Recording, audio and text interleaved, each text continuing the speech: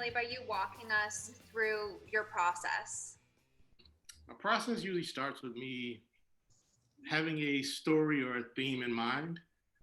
And to me, I've always been inspired by old magazine advertisements, comic books, different things like that. So I'm usually searching through old magazines, papers, comics, looking for different texts or advertisements that I could take out of context and tell a story. Once I have the images I want, I kind of tear them up and let them fall into different, like a collage layout. Then I will make a translucent screen of that image that I have, and I will produce each one of those little ripped up pieces into a silk screen. Pretty much me coming up with a story first and then finding different pieces that I could use to tell that story. So how did you become an artist? Because you're self-taught, right? Yes. And so was there a moment in time where you decided, hey, I really want to go and follow this path? Or are there certain influences that you have that kind of catapulted your career? Yeah. Tell us a little bit about that. I've always loved art and just the process. I've always pretty much drawn anything that wasn't nailed down, even things I wasn't supposed to draw on. But I would say my life has been broken down as far as my career, just life in general. It's like every 10 years there's been some kind of shift. So for 10 years, all through college and like the beginning of my adult life, I had the same job, was in the same relationship, and one day both of those just was over. And that just kind of triggered something. It was like, I've been down this path of doing stuff I don't really want to do for so long, and that got me nowhere. So let's just go back to what I actually enjoy, and that's art. And ever since then, it's just been a snowball effect of just, so now I'm going into year 11 this month, and it's just. Don't make it change yet. Okay. Don't make any changes yet. I mean, to do what you love, that has to be really fulfilling and also challenging at times too. I'm sure that self-expression and everything. Definitely a challenge, but I've always compared the last 10 years of my life to the 10 before that. And it's like, I would rather the challenge of doing something I like than that hassle of every day doing something I don't want to do. Yeah, so it takes people a long time to get to that point. It took me all my life to get to this point to be able to go to galleries and do what I want. So I commend you for realization and pursuing what you want to do, because that's always what's going to make you happiest and what you'll do your best at is to find whatever that is. And I'm very thankful. So wasn't always the easiest process, but it's nothing else I would want to do. Yeah.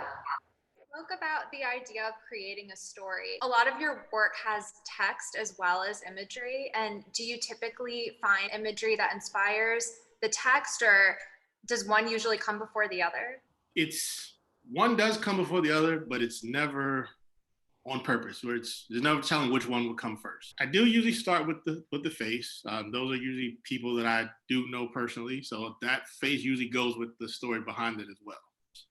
I've always, even before I knew how to read, just flipping through comic books, I could tell from just the facial expressions what was going on, where I would just create my own story. So that's been a lot of how my art came about, where it's, even when I couldn't read, I could tell, when this character is in pain or he's going through something, I would just make my own story. So that's that same process that I use now. So for example, Spider-Man in one of the comic books, he's having issues where he's balancing life and school. I would then take that text that I see and kind of apply that to my own life, where I'm kind of balancing my personal life with the career that I've chosen to pursue. So it's always me just taking those different texts and turning them into something that wasn't intentional by the original artist, but I made it my own story. Are there certain artistic influences, or are there certain comics that you always go to, or how do you pick kind of where a piece starts even? I've always loved that golden age of comics where it was just the bright colors and real bold lines. And that's kind of was my first introduction to art. Because I knew I liked drawing, but I didn't know a lot about other artists and just the process of how do you make money being an artist. So one of my early memories is going on a field trip and seeing like the old Liechtenstein paintings. It's like, oh, that's what I like to do. Or I have those comic books that he took the original images from. Yeah. So that kind of just always got the ball rolling for me as a kid. Your pieces are so great because they're so bright. The colors they really pop. And so they're really neat. People are drawn to them for that reason. So I can see that correlation. So what do you want viewers to take away from your work? I think the biggest thing, which have been receiving and I appreciate it, is people just looking deeper into the art and just kind of dissecting every layer that I put. Because a lot of people, they love the work just because there's a certain image in it that they relate to. For example, the one behind you, if someone likes Batman, they'll just like it because it's Batman, but they didn't really dissect everything and see what's in it. So just take your time and appreciate the whole and not just the surface layer of the artwork. And sometimes you see something and then all of a sudden you see something you didn't see before. Right. Someone always finds something new, or they can stand in front of it for a while and just dissect it and walk down the different stories and the different colors, different layers. So that's appreciative. So Marley, what is behind you? Behind me is a lot of things that just inspire me. I like to have all kinds of figures and things that I grew up on that I just didn't outgrow, that I just let hang around the room while I create and get the juices flowing.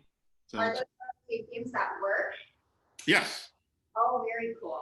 Yes. So in between work, I'm usually playing, or I'll just let the graphics roll sometimes.